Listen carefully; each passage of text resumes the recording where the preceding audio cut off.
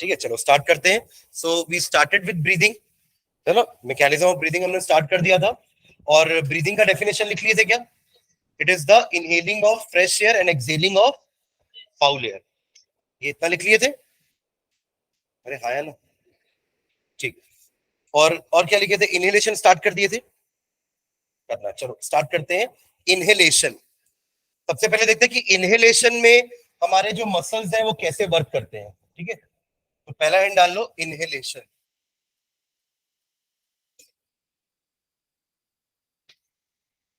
Again inhalation का मतलब आप लोगों को पता है, इनटेक ऑफ फ्रेश एयर। ठीक है, तो लिख लो हाइफन डाल के, it is the process of intaking of fresh air.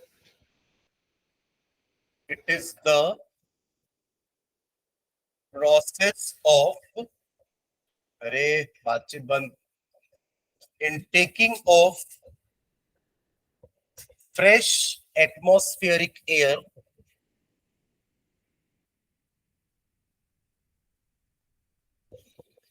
it is the process of intaking of fresh atmospheric air into the alveoli. Ultimately the air is going to alveoli only, into the alveoli, into the alveoli, full stop. It involves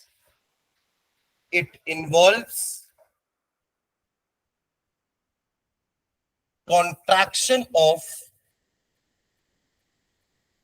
it involves contraction of respiratory muscles,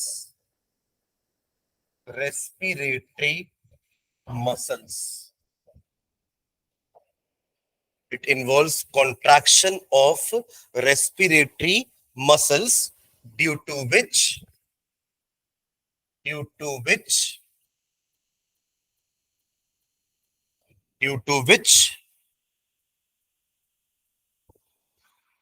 पहला लिखना A, diaphragm is lowered,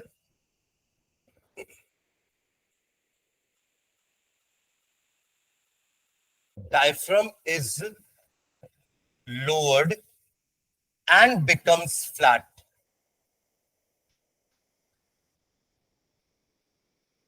Diaphragm is lowered and becomes flat.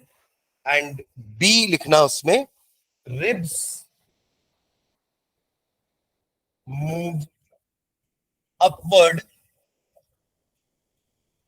and outward.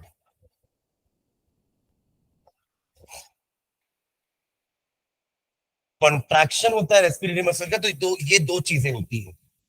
Diaphragm आपका नीचे जाता है जिससे वो flat हो जाता है, और रिब्स कैसे होता है? जब हम सांस लेते हैं तो क्या होता है? बाहर आया ना ये, और ऊपर भी आया, और सांस छोड़ते समय ये नीचे आ जाता है और अंदर चला जाता है। यानी कि रिब्स का कैसा मूवमेंट हुआ? अपवर्ड एंड, दोनों कैसे एक साथ होगा? अपवर्ड हो रहा है तो डाउनवर्ड कैसे होगा भाई? आउटवर्ड। फॉरवर्ड मत बोलो, क्या बोलोगे? बाहर आ रहा है ना, बाहर की तरफ, तो ribs move upward and outward. और एक्सेलेशन में जस्ट ऑपोजिट हो जाएगा, इनवर्ड एंड डाउनवर्ड। रिलैक्स, ये कॉन्ट्रैक्शन था, ये रिलैक्सेशन है। कॉन्ट्रैक्शन, रिलैक्सेशन, समझ रहे ना? तो देखो एक्चुअली में डायफ्राम होता कैसा है, अगर ये आपका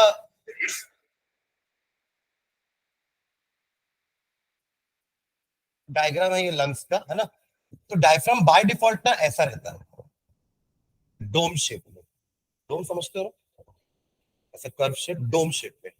पर जब एयर अंदर लेनी होती है ना, तब ये कैसा हो जाता है? कॉन्ट्रैक्ट होके फ्लैट हो जाता है।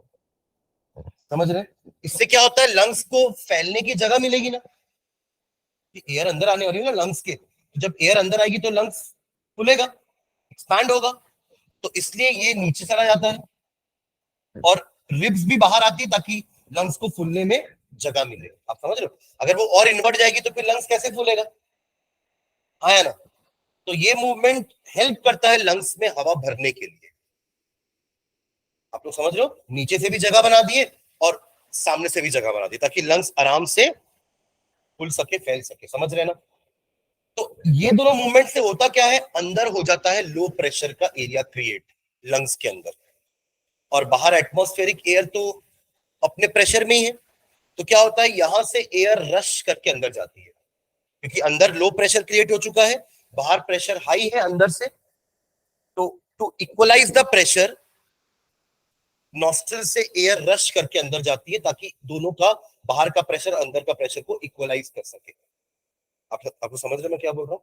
देखो जब हम टॉप में जाते हैं ना, हिल्स में, माउंटेन्स में, तो आप लोगों ने सुना होगा कि नाक से खून निकल जाता है कई बार कई लोगों का, है ना? उसका कारण क्या होता है कि वहां पे एटमॉस्फेरिक एयर का प्रेशर कम है। When you go at Heights वहां पे प्रेशर कम होता है, और आपके बॉडी के अंदर जो ब्लड प्रेशर है, ब्लड प्रेशर सुने, the pressure with which the blood hits the arteries and veins, वो ब्लड प्रेशर एयर प्रेशर से ज्यादा हो जाता है, इसलिए ब्लड बाहर आता है। आप लोग समझ रहे मैं क्या बोल रहा हूँ? अब अगर यहाँ पे क्या है, यहाँ अभी अभी करंटली यहाँ पे क्या सिचुएशन है, जब सांस ले रहे हैं ना तो लंग्स में लो प्रेशर क्रिएट हो चुका है, बाहर हाई प्रेशर है, तो अपने आप ही एयर अंदर गई, रश करके अंदर गई और जाके लंग्स को भर देगी, इससे लंग्स एक्सपैंड हो गया। और एक्सपेंशन के लिए जगह तो पहले ही दोनों बना चुके हैं, डायफ्राम भी नीचे चला गया कि भैया आ जाओ नीचे खुल के, और रिब्स भी ऊपर आ गया ताकि उनको सामने भी जगह मिल जाए फैलने की, ठीक है? पर ये सिर्फ कॉन्ट्रैक्ट थोड़ी ना होंगे, डायफ्राम वापस अपने ऊपर पोजीशन में वापस आएगा ना, रिब्स भी वापस अंदर जाएगा, तो जब ये अंदर जाएंगे ना तो ये लंग्स को पिचका देंगे, पिचकाएंगे, पहले लंग्स में जगह बनाए ताकि एयर रश करके अंदर आए और लंग्स में हवा भर जाए, फिर ये वापस अपना क्या करेंगे, उतने देर में क्या होगा पता है, उतने देर में ऑक्सीजन और कार्बन डाइऑक्साइड का एक्सचेंज हो चुका रहेगा, वरना सिर्फ ऑक्सीजन को अंदर करके ऑक्सीजन को बाहर थोड़ा कर रहे हैं। आप लोग समझ रहे हो मैं क्या बोल रहा हूँ? आपने एयर लिया इन, वो चला गया लंग्स में, फटाक से वहां पे ब्लड कैपिलरीज के साथ एक्सचेंज हो जाएगा, क्योंकि अभी वो नीचे से पुश करने वाला है, तो जल्दी कार्बन डाइऑक्साइड आ जाए यहाँ पे ताकि पुश होकर कार्बन डाइऑक्साइड बाहर निकल जाएगा। आप लोग समझ रहे हो ना मैं क्या बोल रहा हूँ? और ये प्रोसेस कितना फास्ट होता है ना, क्योंकि ब्लड वहां एयर पहुंचने के बाद थोड़ी ना आता है, ब्लड तो कंटिन्यूअसली फ्लो कर ही रहा है वहां से, अभी भी फ्लो कर रहा है, अभी भी फ्लो कर रहा है, अभी भी फ्लो कर रहा है, तो वहां रहेगा ब्लड पहले से ही, और उसके पास कार्बन डाइऑक्साइड भी रहेगा। एयर जैसी जाएगी दोनों के बीच में फटाफट एक्सचेंज होगा, कार्बन डाइऑक्साइड एल्वेलाई में आ जाएगा, उतने देर में रिब्स अंदर आ जाएगी, डायफ्राम फिर से अपनी ऊपर पोजीशन पे आ जाएगा, और ये दोनों मिलके लंग्स को क्या करेंगे, पिचका देंगे, क्योंकि वो दोनों अपनी रिलैक्सिंग पोजीशन पे आ रहे हैं। अभी वो दोनों का क्या हुआ है, कॉन्ट्रैक्शन, और मैंने क्या बोला, बाय डिफॉल्ट डायफ्राम ऐसा ही रहता है रिलैक्स पोजीशन पे, तो जब ये अपने रिलैक्सिंग पोजीशन पे आएगा तो ये लंग्स को पुश करेगा, पिचका देगा, उससे एयर जो है वो रश आउट हो जाएगी। अब अंदर का प्रेशर ज्यादा हो जाएगा, बाहर का प्रेशर कम होगा, तो उससे air will rush out of the nostrils. समझ में आ गया क्या ना? तो एक्चुअली में इन दोनों के मूवमेंट से ही अंदर लो प्रेशर क्रिएट हुआ, और एयर बाहर की हाई प्रेशर से अंदर रश करते हुए गई। तो इसको अपन दो तीन लाइन लिख लेते हैं नीचे, ये दोनों क्लियर हो गया ना, समझ में आ गया ना? ओके, क्योंकि इनहेलेशन के समय हवा भरनी है तो लंग्स को जगह तो दो एक्सपैंड होने की, इसलिए डायफ्राम भी नीचे जाता है और रिब्स भी ऊपर आता है, बाहर आता है मतलब, ताकि उसको जगह मिल सके, ठीक है? चलो इसके नीचे लिखते हैं कि एक्चुअली में क्या हो रहा है, जब अभी मैंने आपको बताया ना कि एयर रश करके अंदर जाती है, अंदर लो प्रेशर बाहर हाई प्रेशर है, तो ये इसको अपन लिख भी लेते हैं। चलो नीचे लाइन में लिख रहा हूं, ड्यू टू दीज मूवमेंट्स है ना, due to these movements due to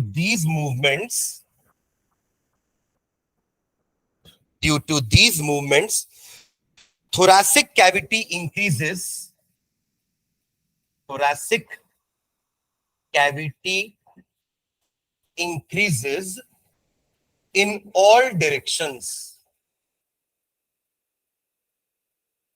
thoracic cavity increases in all direction ताकि जगह मिल सके ना चेस्ट को या लंग्स को फूलने के लिए, in all direction which causes expansion of lungs,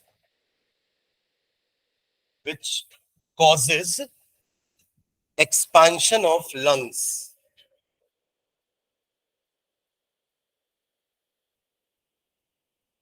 which causes expansion of lungs and decrease the air pressure and decrease the air pressure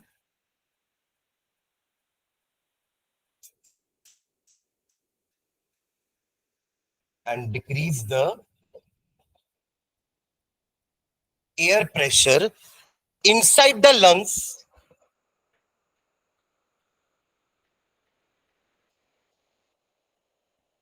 then the atmospheric pressure. Then the atmospheric pressure.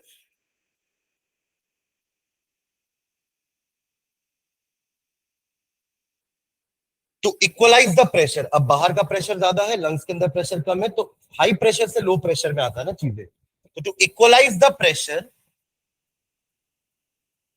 इसको ध्यान से लिखो, इसके बाद का acceleration का पूरा आप ही लोग लिखने वाले हो ना, इसी को देख करके, ठीक है। टू इक्वलाइज द प्रेशर, बस सबको अपोजिट करना है पॉइंट्स को। To equalise the pressure, the fresh air, the fresh air rushes into the lungs through respiratory tract.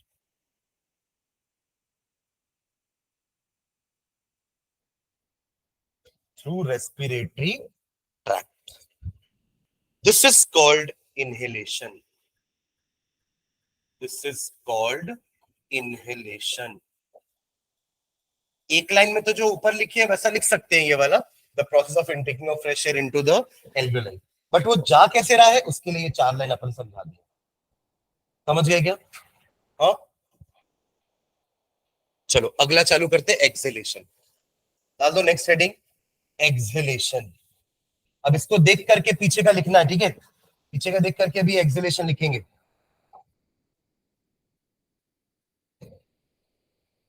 हाँ चलो, बाकी लोग इसको एक्सहेलेशन के लिए लिखना चालू करो। कैसे लिखोगे, क्या रहेगा यहां, कैसे चालू करो? It is the process of intaking of fresh air लिखे ना, तो अब वहां पे क्या आ जाएगा, exhaling of foul air. Atmospheric air मत लिख देना, एक्सेल तो फाउल एयर कर रहे हो ना, लिखो जल्दी से। It is the process of, it is the process of excelling of, या एक्सपेलिंग भी लिख सकते हो, एक्सेलेशन का तो डेफिनेशन नहीं लिख रहे ना, तो एक्सेल वर्ड मत लिखो, एक्सपेलिंग लिखो, EXPELLING। तो it is the process of expelling of foul air. Foul air के बाद क्या लिखोगे, वहां क्या लिखे, इनटू द एल्वियोलाई है ना, अब यहाँ पे इनटू द एल्वियोलाई थोड़ी ना, फाउल एयर को तो आउटसाइड द बॉडी कर रहे हो ना, आउट ऑफ द बॉडी। अरे समझ के लिखो क्या, it is the process of expelling of foul air out of the body. यहां तक क्लियर है? ये पहली लाइन हो गई यहां तक? अरे हाँ है ना, वहां लिखे थे कि intaking of fresh atmospheric air into the alveoli, अब यहां पे expelling of foul air out of the body, right. आगे बढ़े, क्या लिखे थे उसमें अगला, इट इन्वॉल्व्स कॉन्ट्रैक्शन लिखे थे ना, तब यहां पे हो जाएगा रिलैक्सेशन। देखो इट इन्वॉल्व्स, हो गया ये, it involves relaxation of, it involves relaxation of, लिखो ना, कंटिन्यू करो ना, रेस्पिरेटरी मसल्स, पूरा लिखो, वो दोनों पॉइंट लिखो, कौन क्या रे, अब पहले वहां फ्लैट हो रहा था, लोअर हो रहा था, फ्लैट हो रहा था, अब क्या लिखोगे, डायफ्राम, वहां क्या लिखे, डायफ्राम इज लोअर्ड लिखे थे ना, तब क्या हो जाएगा, रेज्ड लिख दो, रेज्ड मतलब वही है उसका, रेज्ड। और वहां क्या था, बिकम फ्लैट था, exactly, becomes dome shaped, becomes dome shaped. Follow कर रहे हो क्या?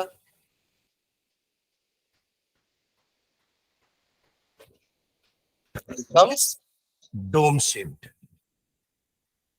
राइट। अरे हाँ है ना, सेकेंड पॉइंट क्या हो जाएगा, रिब्स कैसे मूव होंगे, जसदीप लिख रहा है, हाँ क्या लिखेगा जगदीप? सेकंड पॉइंट बता।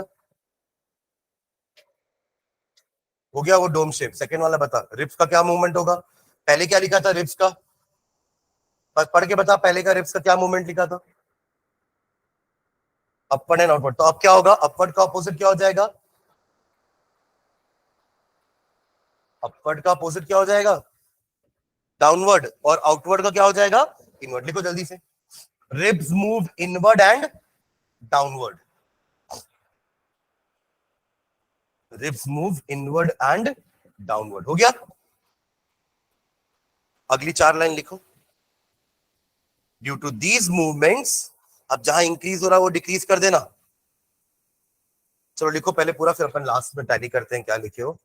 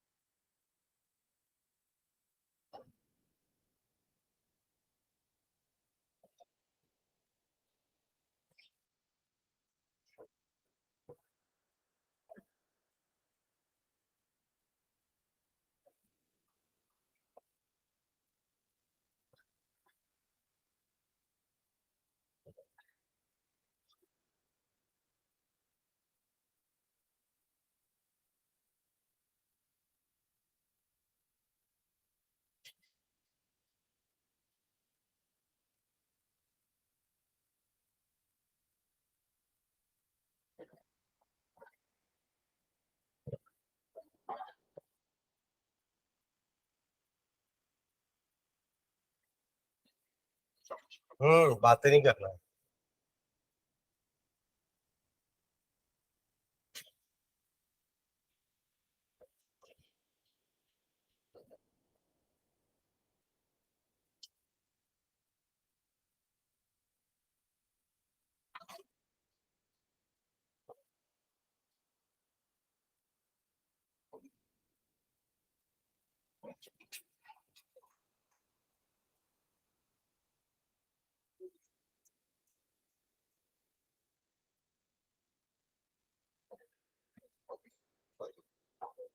किसने लिखा 4 लाइन? अभिमन्यु। तो क्या कर रहा है? अरे पीछे की 4 लाइन देख के इसके लिए 4 लाइन लिखना है, उल्टा करके।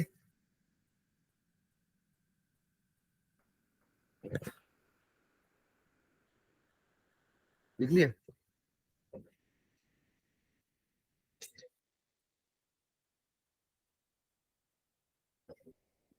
चलो क्या लिखे हुए कुछ?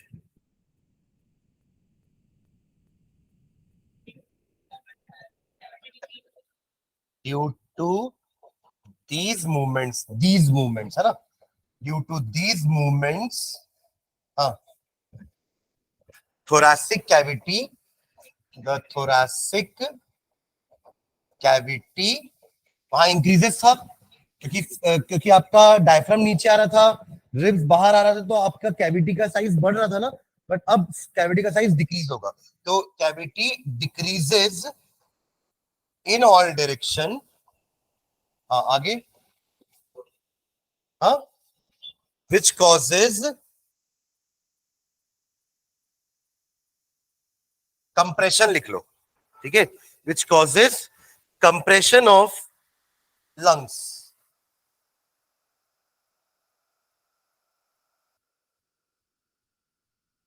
देखो रिलैक्स कॉन्ट्रैक्ट ना वो अपने से होते हैं, बट यहां तो उसको कंप्रेस कर रहे हैं ना, धक्का दे करके। डायफ्राम ऊपर आ रहा है और रिब्स भी अंदर आ रहा है, उससे आपका लंग्स क्या हो रहा है? कंप्रेस हो रहा है। वो अपने से रिलैक्स या कॉन्ट्रैक्ट नहीं हुआ है, उसको किया गया है। पहले भी वो अपने आप से थोड़ा फूला था, लो प्रेशर क्रिएट किए, इसलिए अंदर बाहर से एयर अंदर आके उसको फुला दी। इसलिए एक्सपेंशन और कंप्रेशन वर्ड यूज कर रहे हैं इसके लिए। आपको समझ रहे हो मैं क्या बोल रहा हूं? मसल्स के लिए हमने कॉन्ट्रैक्शन रिलैक्सेशन वर्ड यूज किया, बट लंग्स के लिए एक्सपांशन एंड कंप्रेशन। आया ना? क्योंकि वो अपने आप नहीं हो रहा। देखो मसल्स अपने आप कॉन्ट्रैक्ट रिलैक्स होते हैं, तो अपन कॉन्ट्रैक्ट और रिलैक्स बोलेंगे जितने बार भी अपन मसल्स पढ़ेंगे। अभी हम हार्ट की बात करेंगे ना, तो ये कॉन्ट्रैक्ट रिलैक्स बहुत बार बोलेंगे, तो वो अपने आप होता है। आपको समझ रहे हो मैं क्या बोल रहा हूँ? ये मैं हैंड मूव कर पा रहा हूँ जस्ट बिकॉज यहाँ के मसल्स कॉन्ट्रैक्ट रिलैक्स हो रहे हैं. That is why I am able to move my hands. It is not the bones which are moving the hands, it is the muscles which are moving the hands, right. तो वो अपने आप करते हैं तो उसको कॉन्ट्रैक्ट और relax बोलते हैं. पर अगर उनको किया जा रहा है, जैसे लंग्स के साथ यहाँ पे हो रहा है, पहले वाले प्रोसेस में प्रेशर कम होने के कारण अपने आप एयर अंदर आई रश होके, जिससे लंग्स एक्सपैंड हो गए, और अब उसको अंदर से पिचकाया जा रहा है ताकि वो कंप्रेस हो जाए. तब अपन एक्सपेंशन और कंप्रेशन वर्ड यूज करेंगे. आप समझ रहे हो ना? ठीक है. कुछ बोल रहा है? सस्पेंशन नहीं ना, सस्पेंशन का मतलब अलग होता है. सस्पेंशन मतलब तो हो गया कि जैसे अपन वो सस्पेंशन पढ़ते थे सॉल्यूशन में, याद है कि मड के पार्टिकल्स पानी में सस्पेंडेड है, तो वो फैले हुए, वो बोल रहे हैं. सस्पेंशन वर्ड यू नहीं यूज कर सकते यहाँ पे. कंप्रेशन तो इजी वर्ड है. एक्सपेंशन कंप्रेशन तो एक्सपैंड होना मतलब फूलना, और कंप्रेस होना मतलब सिकुड़ना. वहां भी देखो कॉन्ट्रैक्शन का मतलब सिकुड़ना ही होता है, बट यहाँ कॉन्ट्रैक्शन वर्ड यूज मत करना. Am I clear? ठीक है. तो which causes compression of lungs. फिर क्या लिखे? And increases the pressure. Exactly, पहले डिक्रीज हो रहा था, अब इंक्रीज होगा. Increases the pressure inside the lungs, then the atmospheric pressure. फिर to equalize the pressure,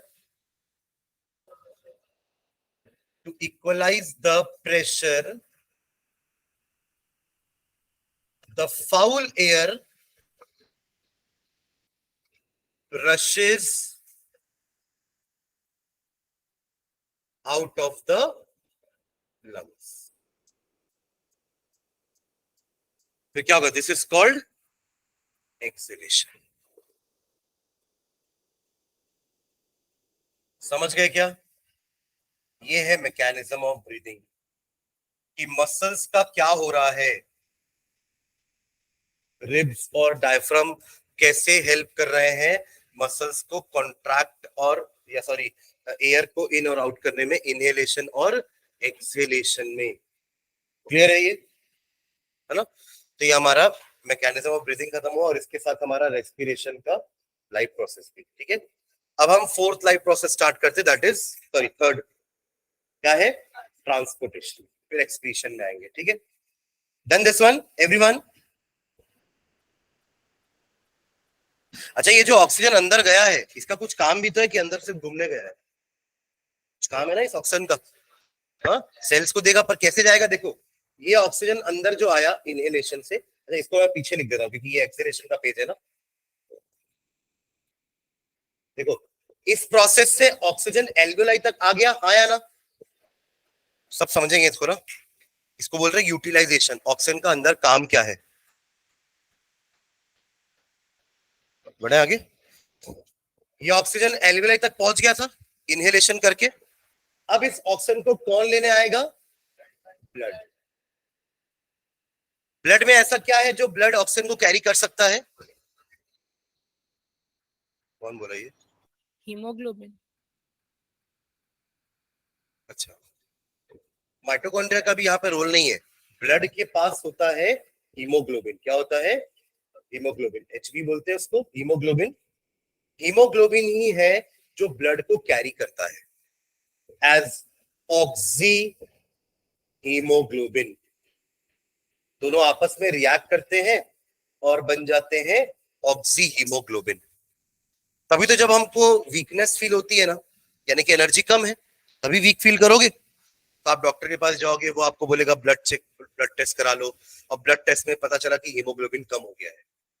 तो अगर हीमोग्लोबिन कम हो गया है, तो ऐसे लोग कम हो गए हैं जो ऑक्सीजन कैरी करके सेल्स तक ले जा रहे थे. तो ऑब्वियसली अगर वो लोग कम हो गए हैं सेल्स में ले जाने वाले, तो आपके सेल्स तक ऑक्सीजन कम पहुंचेगा, और सेल्स तक ऑक्सीजन कम पहुंचेगा तो सेलुलर रेस्पिरेशन कम होगा, यानी कि एनर्जी कम बनेगी, इसलिए आपको वीकनेस फील हो रही है. समझ रहे मैं क्या बोल रहा हूं? तो इट इज द हीमोग्लोबिन जो ऑक्सीजन को ब्लड तक, सॉरी सेल्स तक कैरी करके ले गया. ब्लड कर रहा है, ठीक है, पर ब्लड में भी क्या है?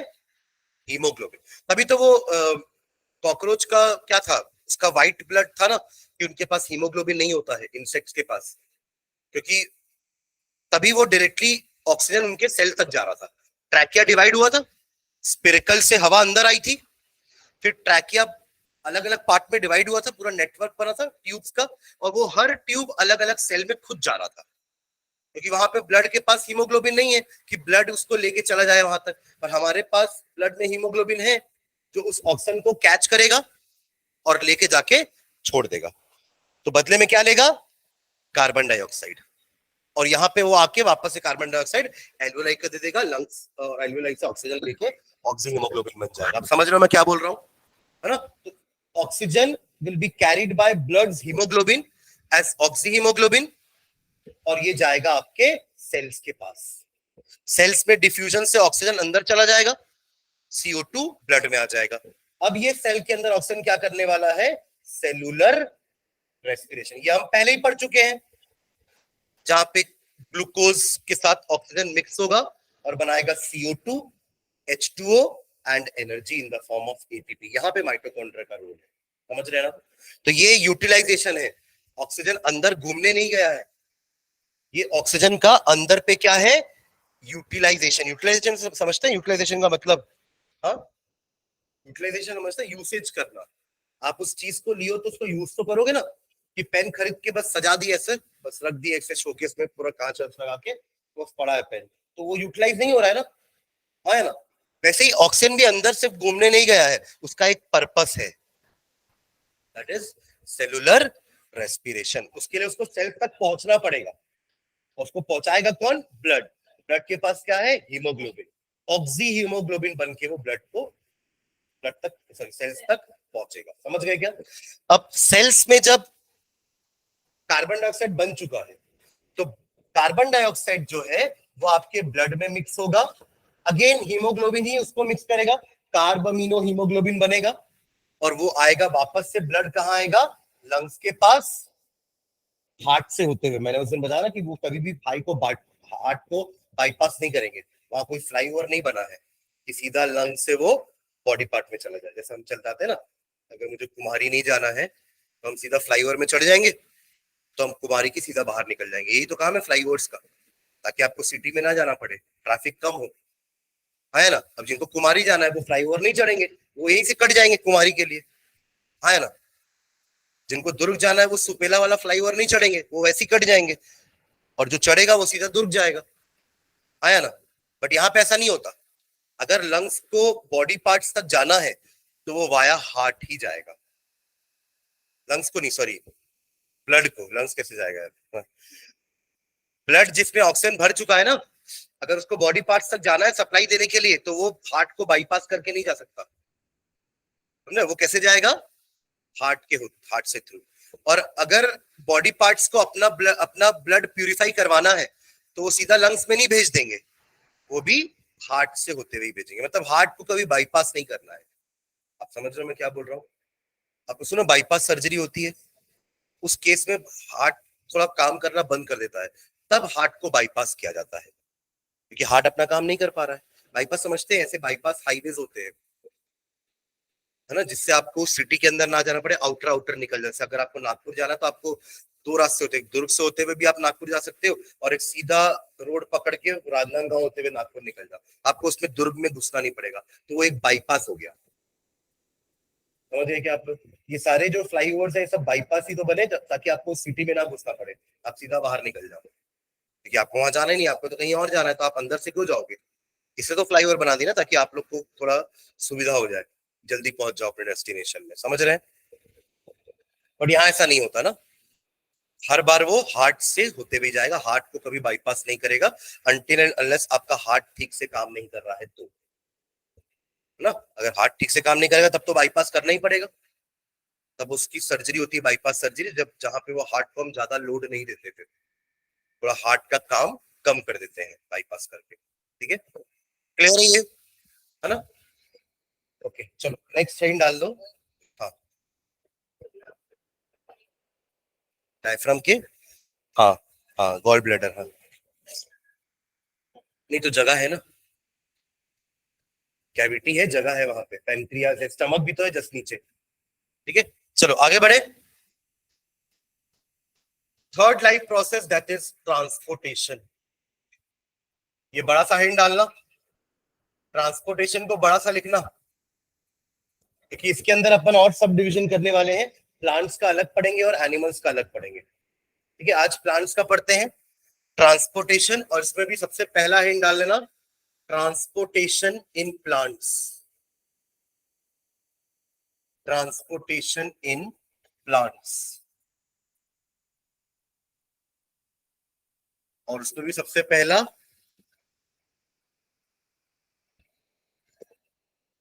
ट्रांसपोर्टेशन इन प्लांट्स, उसको ही सबसे पहला करेंगे। पहले वाटर मिनरल्स की बात करते हैं और फिर फूड की, दोनों चीजें करते हैं। फूड प्लांट्स में भी ट्रांसपोर्टेशन की जरूरत है, क्योंकि जो भी पानी आप डाल रहे हो तो रूट्स में डाल रहे हो, सॉइल में डाल रहे हो, पर वो शूट्स तक कैसे पहुंच रहा है? Through xylem.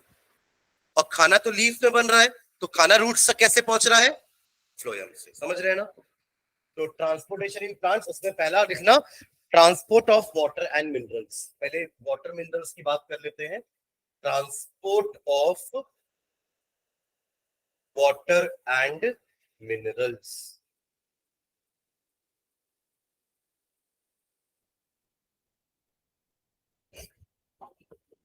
ठीक है, तो ये हमने पढ़ा है 9th क्लास में टिश्यू चैप्टर में, कि आपके प्लांट के पास कॉम्प्लेक्स टिश्यूज होते हैं दो, एक जाइलम है और दूसरा फ्लोएम। इनको कॉम्प्लेक्स टिश्यूज क्यों बोलते हैं? एग्जैक्टली हाँ, मतलब देखो टिश्यूज तो पैरेनकाइमा भी है, हाँ या ना, सुने नाम? पैरेनकाइमा, कॉलेनकाइमा, देन स्क्लेरेनकाइमा, है ना? तो टिश्यूज तो ये भी है, बट ये किस टाइप के टिश्यूज है? सिंपल। तो सिंपल का मतलब क्या होता है कि ऐसे टिश्यूज जो एक जैसे सेल के बने होते हैं, दिखने में भी वो सेल सब सेम होंगे और फंक्शनिंग में भी सब सेम होंगे, सबका फंक्शन भी एक है और सब दिखने में भी, शेप में भी सेम है। उस टाइप के टिश्यूज को हम सिंपल टिश्यूज बोलते हैं। पर जहां मैं बात करूंगा कंपाउंड टिश्यूज की, कंपाउंड टिश्यूज या कॉम्प्लेक्स टिश्यूज, दोनों बोल सकते हैं, कंपाउंड भी बोल सकते हैं, कॉम्प्लेक्स भी बोल सकते हो, तो वहां पे आपका एग्जांपल था जाइलम एंड फ्लोएम, क्योंकि ये अलग अलग टाइप के सेल से बने हुए हैं और उन सेल्स का काम भी अलग अलग होता है। जैसे कि जाइलम के 4 सेल्स होते हैं, क्या क्या होते हैं?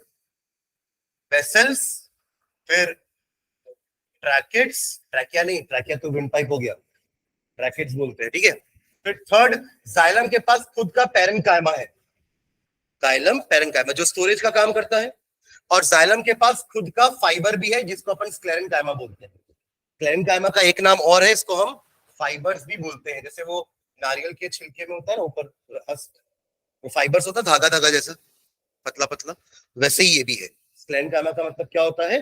फाइबर्स, जो सपोर्ट, मैकेनिकल सपोर्ट देता है प्लांट को। ठीक है, वैसे ही फ्लोएम के पास भी 4 टाइप के सेल्स हैं। एक होता है सीव ट्यूब, नाम सुना सुना लग रहा है, देख लो बाद में करना। सेकेंड कंपेनियन, जो उसकी हेल्प करेगा, अभी कंपेनियन नाम है। तीसरा, फ्लोएम का खुद का पैरेनकाइमा होता है और फ्लोएम का खुद का स्क्लेरेनकाइमा, जस्ट लाइक जाइलम, जो स्टोरेज और मैकेनिकल सपोर्ट का काम करते हैं। ये सब अपन 9th क्लास में पढ़े हैं डिटेल में, एक एक का फंक्शनिंग। यहाँ हम एक एक का फंक्शनिंग नहीं पढ़ने वाले हैं, बट एटलीस्ट हम प्लांट्स के वाटर मिनरल में ये तो लिखेंगे कि जाइलम करता है, और जाइलम एक कॉम्प्लेक्स टिश्यू है जो 4 टाइप के सेल से बना हुआ है। इनमें मैक्सिमम सेल्स डेड सेल्स होते हैं, जैसे वेसल्स डेड सेल्स है ना, स्क्लेरेनकाइमा डेड सेल्स है। तो यहाँ पे आपके जो सेल्स है ना, डेड सेल्स ज्यादा होते हैं जाइलम में, तब भी ये पानी को ऊपर तक लेके जाते हैं, लेके जाते हैं कि नहीं, which is against gravity. Against gravity है ना, ये थोड़ा मुश्किल काम है। ऊपर से नीचे आना पानी का तो स्वाभाविक सी चीज है ना? वाटरफॉल देखे हो ना, ऊपर से नीचे ही गिरता है, कभी नीचे से ऊपर वाला वाटरफॉल नहीं देखा होगा आपने, है ना? क्योंकि स्वाभाविक सी चीज तो ऊपर से नीचे गिरना ही है, नीचे से ऊपर गिरना नहीं होता। समझ रहे हो ना? वो अपने आप नहीं हो सकता, उसके लिए हमको कुछ ना कुछ एनर्जी देनी पड़ती है।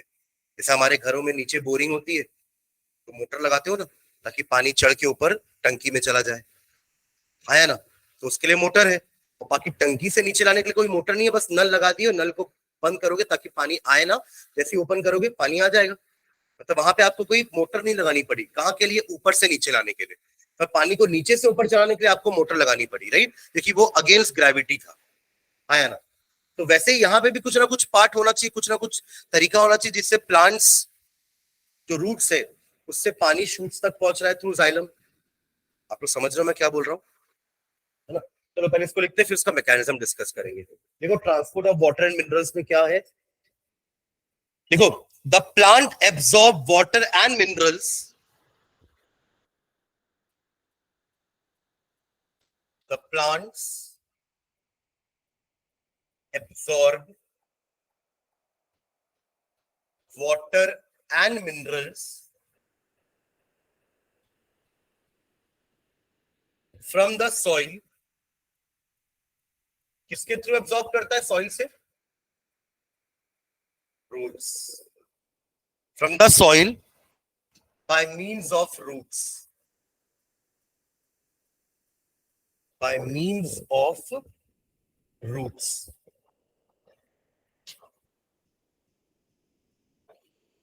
by means of roots, full stop. These nutrients are transported to, these nutrients are transported to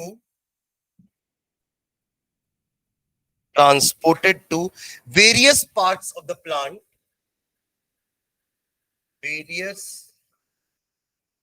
parts of the plant, कौन कौन से पार्ट तक जाएगा प्लांट के, लीव्स, स्टेम्स, राइट, फ्लावर्स होंगे तो फ्लावर्स तक, ठीक है, various parts of the plant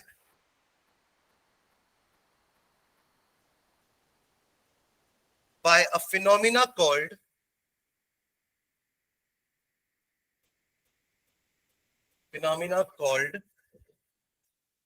ascent of sap, ascent of sap। अब देखो वो सिर्फ पानी नहीं रहा ना, उसमें मिनरल्स भी डिसॉल्व हो चुके हैं, न्यूट्रिएंट्स भी डिसॉल्व हो चुके हैं। देखो देखो कि आप क्योंकि रूट्स में ही डालते हो, जो भी डालोगे, पानी भी रूट्स में डालोगे, मैनुअल फर्टिलाइजर भी कहाँ डालोगे, रूट्स में। तो वो मैनुअल फर्टिलाइजर के न्यूट्रिएंट्स पानी में डिसॉल्व हो जाएंगे और अब वो कहलाएगा सैप।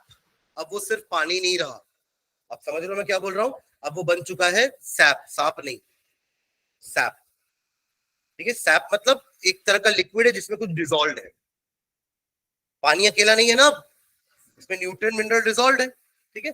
तो उसको कहते हैं एसिड। एसिड का मतलब होता है ऊपर चढ़ना, असेंडिंग ऑर्डर बोलते हैं ना, नीचे से ऊपर, छोटे से बड़ा। तो कोई चीज का प्रोग्रेस होने को क्या बोलते हैं, एसेंट। तो यहाँ पे किसका प्रोग्रेस प्रोग्रेस हो रहा है, सैप का, ऊपर की तरफ। तो एसेंट ऑफ सैप बोला जाता है पानी के ऊपर चढ़ने को या सैप के ऊपर चढ़ने को, ठीक है। कैसे, हाँ ठीक है। देखो फुल स्टॉप डाल के नेक्स्ट लाइन में, xylem, xylem is a complex tissue, xylem is a complex tissue, xylem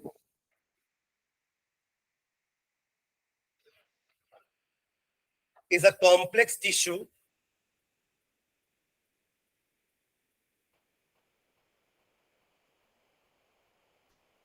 which helps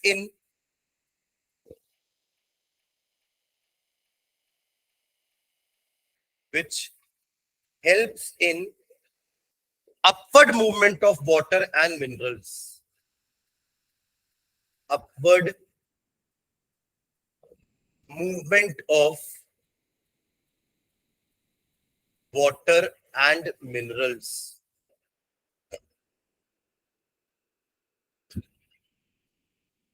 from roots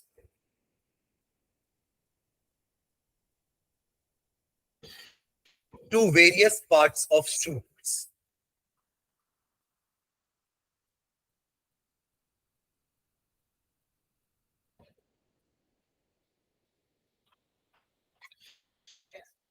ऊपर का पार्ट सब शूट्स बोल रहे हैं, नीचे रूट्स, ऊपर शूट्स। शूट मतलब स्टेम, ब्रांचेस, सब आ जाएगा उसमें, ठीक है। Full stop. It also helps in mechanical support, xylem mechanical support भी देता है प्लांट को। It also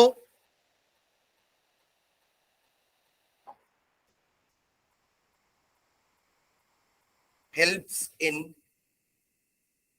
mechanical support.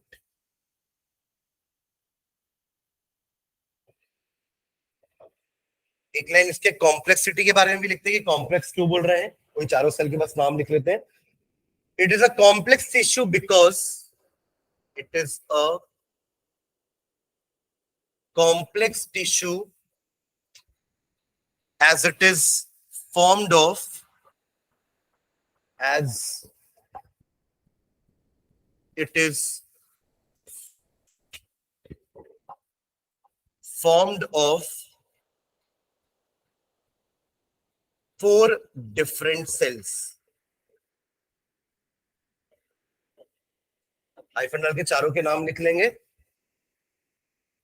Vessel, tracheids, फिर जाइलम का खुद का पेरेन्काइमा एंड जाइलम का खुद का स्क्लेरेन्काइमा या फाइबर्स. समझ गए क्या?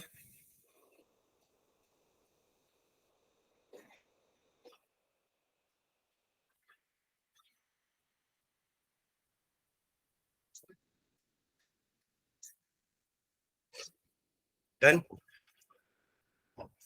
अब इसको समझते हैं कि पानी ऊपर अपने आप कैसे जा रहा है ना. ये थोड़ा सा सोचने वाली बात है ना कि अपने आप पानी ऊपर कैसे जा रहा है. नीचे तो आ सकता है अपने आप, बट ऊपर कैसे जा रहा है. तो यहाँ पे 3 चीजें होती हैं. पहला तो रूट पे प्रेशर पड़ रहा है पानी से. आप पानी डाल रहे हो ना, तो अल्टीमेटली सारा पानी ऑस्मोसिस से रूट के हेयर सेल्स में जा रहा है. अब वो अंदर जा रहा है, फिर पीछे से और पानी आ रहा है, तो वो प्रेशर नहीं दे रहा है पानी को. और एक बार अगर वो रूट्स में घुस गया तो उसके पास तो एक ही तरीका है कि ऊपर ही जाना पड़ेगा उसको. और कोई तो पाथ ही नहीं है ना उसके पास. अगर वो एक बार वो पानी रूट हेयर में घुस गया तो वो अंदर ही जाएगा और ऊपर चढ़ेगा. पर root pressure is not just enough to take the water till top of that plant. तो अकेला रूट प्रेशर काफी नहीं है, 2 चीजें और होती हैं. रूट प्रेशर समझ गए ना क्या हुआ. हम पानी डाल रहे हैं सॉइल में है रूट्स, रूट में है हेयर सेल्स. उसमें ऑस्मोसिस से पानी अंदर घुसेगा और पानी अंदर घुसेगा और पानी अंदर घुसेगा. और ये जो पानी बार बार अंदर घुस रहा है ना, इससे पानी को ही प्रेशर क्रिएट करेगा और ऊपर भेजेगा. पर ये प्रेशर उतना नहीं होता कि पानी को टॉप तक पहुंचा दे. तो अब ये तो पहली चीज होगी. दूसरा, जैसे ये रूट्स हो गए. ठीक है, ठीक है. और आज ब्लू है पानी, की ये पानी है. तो ये पानी अंदर घुसा इसके सेल के. यहाँ और पानी भी होगा. ये अंदर इसको फोर्स नहीं करेगा अंदर जाने के लिए. और पानी आएगा तो इसको धक्का देगा, तो ये और ऊपर चढ़ेगा. पर ये उतना ज्यादा प्रेशर नहीं होता कि पानी को पूरा ही एकदम टॉप तक चढ़ा दे. प्लांट तो लंबे लंबे भी होते हैं ना बहुत सारे. तो रूट प्रेशर से थोड़ा सा इफेक्ट पड़ता है, बट इसके अलावा 2 फैक्टर्स और है. रूट प्रेशर समझ में आ गया ना. अब दूसरा फैक्टर समझते हैं. आप लोग जैसे कूलर में पानी नहीं भरते हो कभी. घर में कूलर, अब तो एसी आ गए, सब तो कूलर रिप्लेस हो गए हैं, बट तब भी कुछ ना कुछ हो सकता है. हॉल में कूलर होगा, है ना. तो उसमें क्या होता है, कूलर नहीं है, अरे एसी है, क्या बात कर रहे हो. तो समझ लो, मैं समझा रहा हूँ. तो मान लो कूलर यहाँ पे लगा हुआ है टॉप पे, ठीक है, ऊपर हाइट पे लगा हुआ है. यहाँ नल है पानी भरने के लिए पाइप से. तो आपने नल चालू किया, पाइप तो नीचे नीचे से आया, यहाँ तक पानी, यहाँ तक पाइप नीचे तक आ गया, पर कूलर यहाँ पे है. तब तो पाइप को ऊपर लगाना पड़ेगा ना, ऊपर खींचोगे ना पाइप को. अब यहाँ पे पानी जो है वो अगेंस्ट ग्रेविटी जाने वाला है, आया ना. तो कभी बार होता है कि पानी आता नहीं है उसमें जबकि नल चालू है. तो प्रेशर उतना ज्यादा नहीं है कि पानी को चढ़ाई दे ऊपर. जैसे रूट प्रेशर था ना, पानी अभी वहां से आ रहा है, बट पानी के कारण वो ऊपर नहीं जा पा रहा बिकॉज ग्रेविटी है. राइट. तो अब क्या करते हैं अपन, कई बार हम करते हैं कि उसको पाइप को मुंह में लेकर के सक करते हैं. जैसे हम स्ट्रॉ से कोल्ड ड्रिंक पीते हैं ना, वैसे आप पाइप को मुंह में लो अंदर और सक करो. उससे क्या होगा, पानी ऊपर चढ़ेगा. आपने वहां पे सक करके वैक्यूम क्रिएट कर दिया, लो प्रेशर क्रिएट कर दिया, पानी ऊपर चढ़ेगा उससे. और फिर तुरंत निकालना है ना, वरना पानी मुंह में चला जाएगा. समझ रहे हो मैं क्या बोल रहा हूँ. तो ऐसा करके तुरंत उसको फटाक से ऊपर डाल दो. तो एक बार बस पानी आना चालू हो गया ना, फिर वो आते ही रहेगा, फिर बंद नहीं होगा जब तक नल बंद नहीं करोगे. समझ रहे हो ना. तो ये हुआ एक सक्शन पुल. आपने क्या किया, पाइप पाइप था तो आपने ऐसा कर दिया, आप प्लांट में आके थोड़ा ऐसा करोगे कि प्लांट के ऊपर जा रहे हैं और पानी ऊपर आ रहा है, आप नहीं करोगे ऐसा। पर मैं एग्जांपल आपको दे रहा हूँ कि हम कैसे करते हैं जब पानी ऊपर नहीं आता, तो हम कैसे करते हैं। ऐसे ही कुछ प्लांट भी करने की कोशिश करेगा ना, आया ना, वो कैसे करेगा मैं बताता हूँ। बट ये समझ में आ गया ना कि कैसे पानी ऊपर चढ़ रहा है, बिकॉज ऑफ अ सक्शन पुल। अब ये सक्शन पुल प्लांट में कैसे क्रिएट होगा, तो प्लांट में होता है ट्रांसपीरेशन। ट्रांसपीरेशन होता है जैसे हमारा पर्सपीरेशन होता है ना, पसीना निकलता है, वैसे ही उनका भी पसीना निकलना बोल सकते हो। पर पसीना नहीं निकल रहा, वैसा नहीं स्वेटिंग कर रहे हैं, ऐसा नहीं निकला कि प्लांट्स भी स्वेट करते हैं, ऐसा नहीं। मैं समझाने के लिए बोल रहा हूँ कि हमारे बॉडी का जो एक्सेस वाटर है ना, वो या तो स्वेट के फॉर्म में निकल जाता है या तो यूरिन के फॉर्म में निकल जाता है बॉडी से। वैसे ही उनकी भी बॉडी में जो एक्स्ट्रा वाटर होता है वो स्टोमेटा के गार्ड सेल्स में आके भर जाता है, और जब स्टोमेटा ओपन होता है तो पानी बाहर चला जाता है। इसी प्रोसेस को हम ट्रांसपीरेशन बोलते हैं। क्या होता है ट्रांसपीरेशन का मतलब? Loss of water from plants body through evaporation भी बोल सकते हो, उसको ट्रांसपीरेशन बोलते हैं। हमारा भी तो इवेपोरेशन से ही हो रहा है ना, इतना ज्यादा हीट हो गई है कि बॉडी से पानी बाहर इवेपोरेट होके जा रहा है। आप लोग समझ रहे हो मैं क्या बोल रहा हूँ? हाँ, तो ये ट्रांसपीरेशन के कारण ऊपर पानी खत्म हो रहा है, यही आपका लो प्रेशर क्रिएट कर रहा है और इससे सक्शन पुल हो रहा है ऊपर की तरफ। तो एक तो रूट प्रेशर था ही, प्लस सक्शन पुल क्रिएट किया ट्रांसपीरेशन ने, उससे पानी ऊपर चढ़ने की कोशिश करेगा, आएगा। और तीसरा कि आपने एक बार करके बस छोड़ दिया, फिर पानी अपने आप ही क्यों आ रहा है? क्योंकि यहाँ पे तीसरा फैक्टर होता है कोहेसिव फोर्स। पानी का मॉलिक्यूल के बीच में क्या होता है? Cohesive force. एक पानी का मॉलिक्यूल दूसरे से अटैच रहता है, दूसरा तीसरे से, तीसरा चौथे से, चौथा पांचवे से अट्रैक्टेड होता है। वैसे पानी आप फेंकना चाहे तो ना, किसी एक मॉलिक्यूल हो जाएगा, बाकी सब यहीं रह जाएंगे। गैप नहीं होता ना, कंटिन्यूटी में फ्लो होता है कि नहीं पानी? अभी देखो पानी को ऐसे एक, फिर गैप, फिर गैप, फिर गैप, ऐसा करके फ्लो रहा नहीं होता ना। जो बोल रहा समझ में आ रहा है? तो वो क्यों होता है? Because of cohesion. कोहेशन क्या होता है? एक तरह का अट्रैक्टिव फोर्स जो एक जैसी चीजों के बीच में होता है, उसको कोहेशन बोलते हैं। और एक होता है एडहेशन। पानी का ग्लास में चिपकना इज एडहेशन, पानी का पानी से चिपकना इज कोहेशन। पानी ग्लास में चिपकता है ना, अब पानी का कांच का ग्लास में पानी भरो और उसको खाली कर दो, तो पूरा का पूरा पानी खाली नहीं होता, कुछ पानी अभी भी उस ग्लास के वॉल से चिपका होगा, आया ना? तो वो क्यों चिपका है? एडहेसिव फोर्स के कारण। अब जैसे फेविकोल सेलोटेप लेते हो ना, तो लिखा रहता है एडहेसिव मटेरियल, कभी पढ़े उसमें? उसमें लिखा रहता है एडहेसिव्स, दे आर एडहेसिव्स। तो वैसे ही वो एडहेसिव क्या यूज करते हैं? दो चीजों को, दो दो अलग अलग चीजों को चिपकाने के लिए यूज करते हो ना एडहेसिव, आया ना? तो यहाँ पे एडहेसिव का मतलब क्या हुआ? दो अलग अलग टाइप के सब्सटेंस के बीच का अट्रैक्टिव फोर्स। और कोहेसिव का मतलब क्या हुआ? दो सेम टाइप के सब्सटेंस को चिपकाने वाला फोर्स। तो अब तीनों फैक्टर एक साथ समझते हैं वापस से। पहले रूट प्रेशर आ रहा था, बट रूट प्रेशर अकेला काफी नहीं था कि पानी को ऊपर चढ़ा सके, है ना? तो लगे हाथ ऊपर से ट्रांसपिरेशन पुल भी होगा, मतलब कोई धक्का दे रहा है और कोई खींच रहा है, तो आसान हो जाता है ना जाना। यहां से धक्का तो आ रहा है, पर धक्का उतना ज्यादा नहीं है कि वो ऊपर पहुंच जाए, तो ऊपर से कोई खींचने वाला अगर आ जाए तो आसान हो जाएगा। और ऊपर से पानी में कंटिन्यूटी मेंटेन है, तो एक बार पानी ऊपर चढ़ा तो अब वो चिपक चिपक के मॉलिक्यूल एक दूसरे के साथ आते जाएंगे। इसलिए तीन फैक्टर बोला मैंने, पहला रूट प्रेशर, दूसरा ट्रांसपिरेशन पुल, सक्शन पुल ट्रांसपिरेशन के कारण क्रिएट हुआ है, इसलिए ट्रांसपिरेशन पुल बोल रहे हैं। तो सक्शन पुल किसके कारण क्रिएट हुआ है? ट्रांसपिरेशन के कारण, इसलिए उसको क्या बोल रहे हैं हम? Transpiration pull. और तीसरा हो गया आपका कोहेशन। कोहेसिव फोर्स बोल लो या कोहेशन बोल लो, एक ही मतलब है। Am I clear? है ना? इसलिए पानी आपका ऊपर चढ़ता है। तो चलो इसका भी शॉर्ट में तीनों को लिख लेते हैं कि पानी ऊपर कैसे चढ़ रहा है। चढ़ तो जाइलम से रहा है, ये तो क्लियर है, पर कैसे चढ़ रहा है तो लिखो नीचे, mechanism of transport of water and minerals. Mechanism of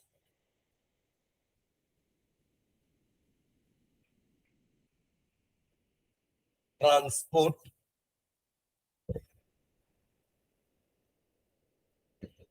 mechanism of transport of water and minerals।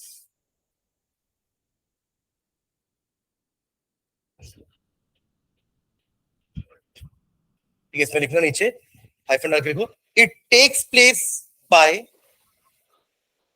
It takes place by, कोई आएगा तो बताना। It takes place by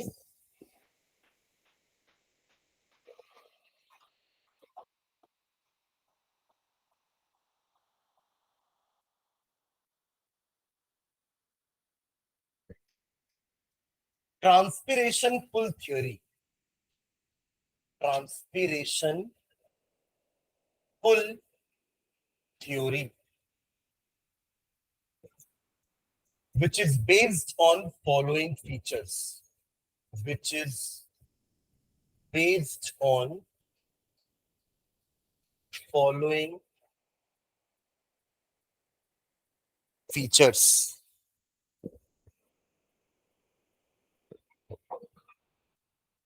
पहला पॉइंट लिखो, root pressure.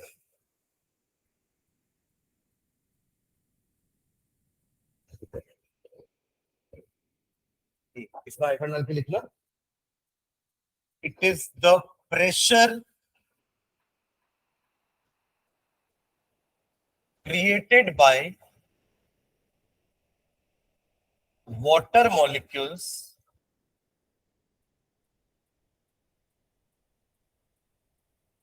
on roots.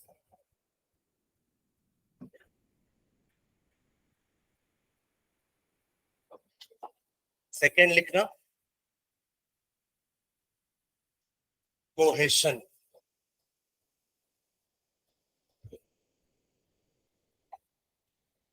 Cohesion. लिख लो, म्यूचुअल अट्रैक्शन. म्यूचुअल मतलब आपस में. Mutual attraction between water molecules. Mutual attraction between water molecules is called cohesion.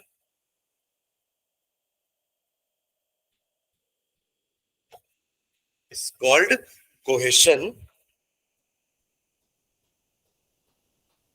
This property leads to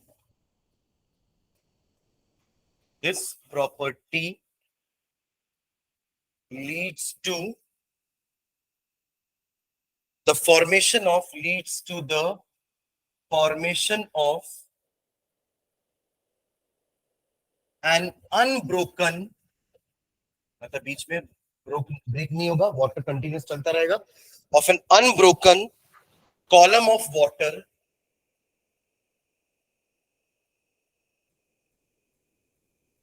in xylem.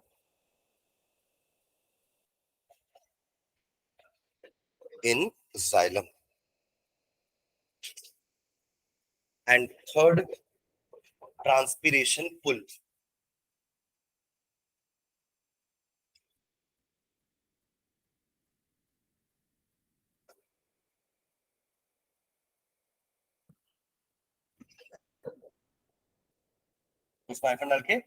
It creates a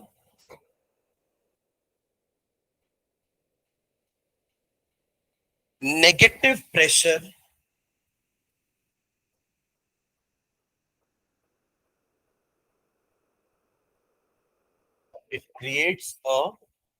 negative pressure क्यों बोल रहे हैं कि against gravity है. अगर पुश किया जाता तो उसको टुवर्ड्स ग्रेविटी बोलते हैं, पॉजिटिव प्रेशर. और अगर पुल किया जा रहा है तो अगेंस्ट ग्रेविटी पुल कर रहे हो ना उसको ऊपर की तरफ, तो नेगेटिव प्रेशर. ठीक है. It creates a negative pressure because of evaporation of water molecules, evaporation of water molecules from cells of leaf.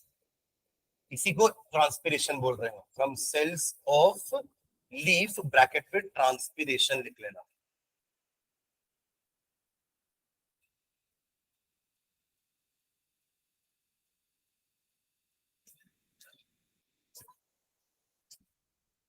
This creates a suction force. This creates a suction force, a suction force which pulls water, which pulls water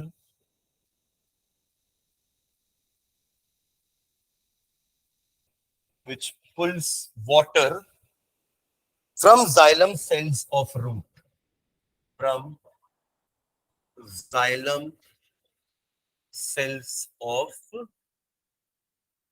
root. ठीक है, ये पूरा plant and minerals हुआ. Transpiration समझ गए ना, जो अपन लिखे डेफिनेशन ब्रैकेट में मैंने ट्रांसपिरेशन लिख दिया. इसका मतलब क्या हुआ कि loss of water molecule from the leaves, उसको हम कह रहे हैं ट्रांसपिरेशन. समझ रहे हो क्या? हाँ. अब देखो ट्रांसपिरेशन ना दो तीन तरीकों से होता है. एक तो होता है स्टोमेटा के थ्रू, है ना. लीफ के नीचे वाले सरफेस में स्टोमेटा है ना, वो ओपन होगा तो वाटर का लॉस होगा और एक्सचेंज ऑफ गैसेस भी होगा. दूसरा तरीका होता है स्टेम में ना, जो वुडी स्टेम्स होती हैं, जो पेड़ बड़े बड़े पेड़ होते हैं ना, उसमें स्टेम जो होती है वो वुडी होती है, वुड की बनी होती है ना. उसमें होते हैं छोटे छोटे लेंटिकल्स, वो भी छोटे छोटे पोर्स होते हैं, वहां से भी ट्रांसपिरेशन हो सकता है. और लीफ के ऊपर वाले सरफेस में भी एक क्यूटिकल होता है, उससे भी थोड़ा बहुत ट्रांसपिरेशन होता है. But maximum transpiration occurs through stomata only, जो लीफ के नीचे वाले सरफेस में. Am I clear? ठीक है, चलो इसको क्या नंबरिंग दिए थे? फर्स्ट था transport of water and minerals. अब सेकेंड लिखना transport of food, transport of food. ये थोड़ा सा ही लिखना है, जल्दी लिख लो, खत्म करते हैं इसको. ट्रांसपोर्ट ऑफ फूड, तो अपना ट्रांसपोर्टेशन इन प्लांट्स हो जाएगा. ट्रांसपोर्ट ऑफ फूड कौन करता है? ये फ्लोएम ना. ट्रांसपोर्ट ऑफ फूड, उसको एसेंट ऑफ सैप बोल रहे थे, इसको कहेंगे ट्रांसलोकेशन ऑफ फूड. वहां एसेंट ऑफ सैप था, यहाँ ट्रांसलोकेशन वर्ड यूज करेंगे. ठीक है, देखो इसमें synthesis of food takes place in synthesis of food takes place in green leaves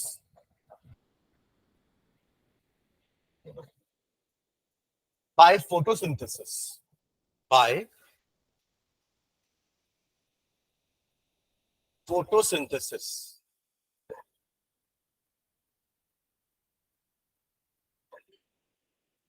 This food has to be transported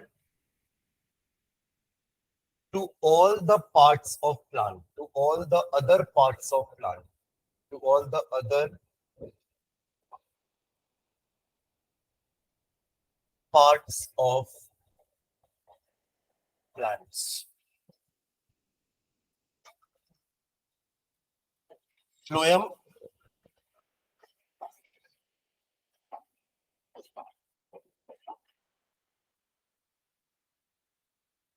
phloem is a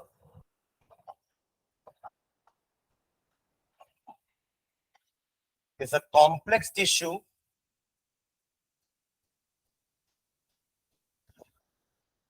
phloem is a complex tissue which helps in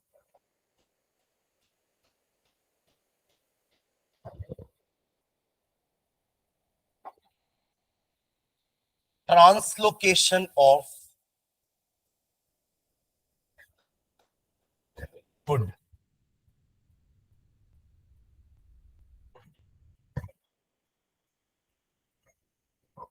from the leaves.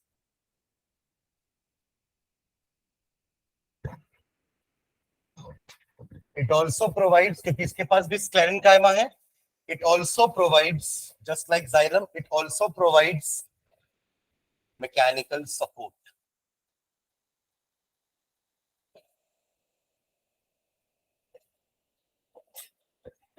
It also provides mechanical support. ठीक है. It is a complex tissue because it is a complex tissue because it consist of, ये भी 4 cell से बना है ना, it consist of 4 types of cells. Hyphen डाल के चारों के नाम लिखेंगे। Sieve tube, companion cell,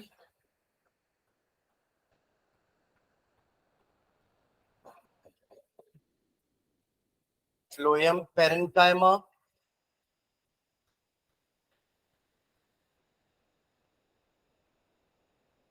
and phloem fibres, yes क्लेरेंकाइमा।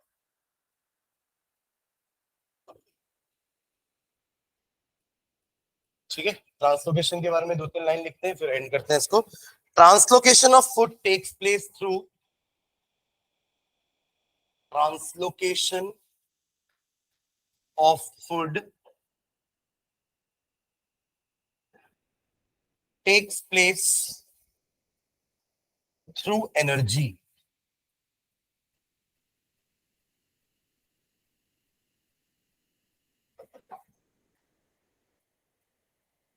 Through energy, मतलब जाइलम में पानी को फ्लो कराने के लिए एनर्जी नहीं लग रही थी प्लांट की, बट खाना पहुंचाना तो एनर्जी लगेगी पहुंचाने में खाना। ठीक है, तो क्योंकि देखो प्लांट को पानी पहुंचाने के लिए तो ट्रांसपिरेशन हेल्प कर रहा है ना, खींच रहा है ऊपर, इसलिए पानी अपने आप पहुंच जा रहा है ऊपर। उसके लिए हमको एनर्जी नहीं लगानी पड़ी प्लांट्स को पानी को ऊपर खींचने के लिए, वरना वो अपनी एनर्जी यूज करते एटीपी के फॉर्म में और पानी को खींचते ऊपर, जैसे वो भी कर रहे हैं खाने को पहुंचाने के लिए। तो खाने को पहुंचाने के लिए वो अपनी एटीपी में एनर्जी को यूज करते हैं, तब खाना अलग अलग पार्ट्स में पहुंचता है। तो वही लिखे अपन कि translocation of food takes place through energy, that is full stop. Glucose या सुक्रोज लिखना, सुक्रोज, सुक्रोज का मतलब भी शुगर होता है ना। Sucrose is shifted to phloem. Sucrose is shifted to phloem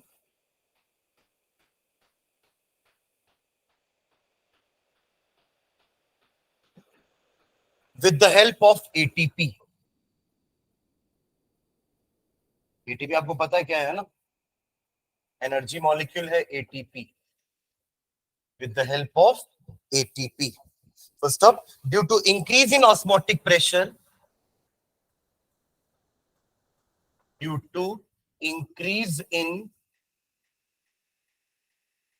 osmotic pressure, osmosis सुने ना, पानी के मूवमेंट को अपन ऑस्मोसिस बोलते हैं, from higher concentration to lower concentration to a semi permeable membrane, है ना। In osmotic pressure water enters into the tissue, water enters into the tissue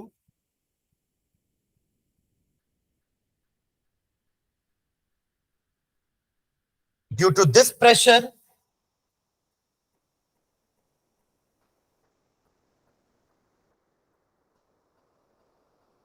due to this pressure material moves from phloem to tissue.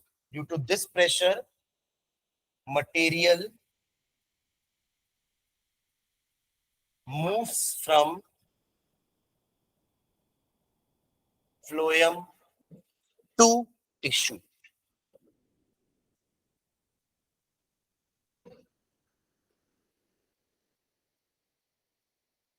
ठीक है, अब समझना, ये last की 3 line को समझना है, ध्यान देना इधर। ट्रांसलोकेशन का मतलब क्या है, जैसे देखो खाना लीफ में बन गया है ना, उन्होंने फ्लोएम को दे दिया खाना, उसके लिए उनको एनर्जी लगी। देखो यहाँ क्या लिखा है, लीफ में जो भी सुक्रोज कार्बोहाइड्रेट बना होगा उसको वो पहले फ्लोएम में डाले, तो फ्लोएम तो एक ट्यूब है बस, उसको जाके डालेंगे ना ट्यूब में, तब तो खाना आगे जाएगा अलग अलग पार्ट्स में, तो उसके लिए उनको एनर्जी लगती है।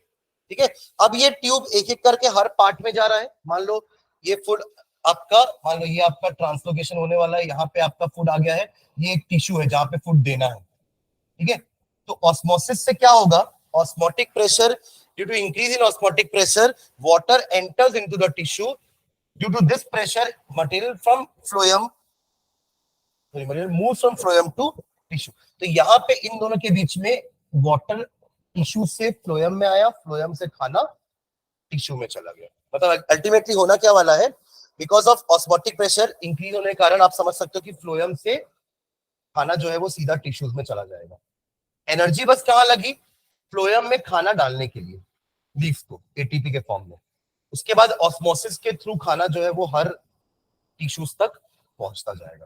तो ये होता है translocation of food. Unlike your water का एसेंट, ये अलग होता है ना थोड़ा सा, इसमें एनर्जी भी यूज होती है। तो एक तरह का पैसिव प्रोसेस है जहाँ पे आपको एनर्जी देनी पड़ती है। आपको मतलब लीव्स को अपनी एटीपी में जो एनर्जी उन्होंने स्टोर करके रखी होगी ना, वो यहाँ यूज आएगी फूड को ट्रांसफर करने के लिए, फूड को ट्रांसलोकेट करने के लिए from one place to another. ठीक है, तो ये वाला पार्ट हुआ आपका transport of food, water and minerals in plants. ठीक है, नेक्स्ट क्लास से हम चालू करेंगे transport of material in men, human beings. ठीक है, चलिए, थैंक यू।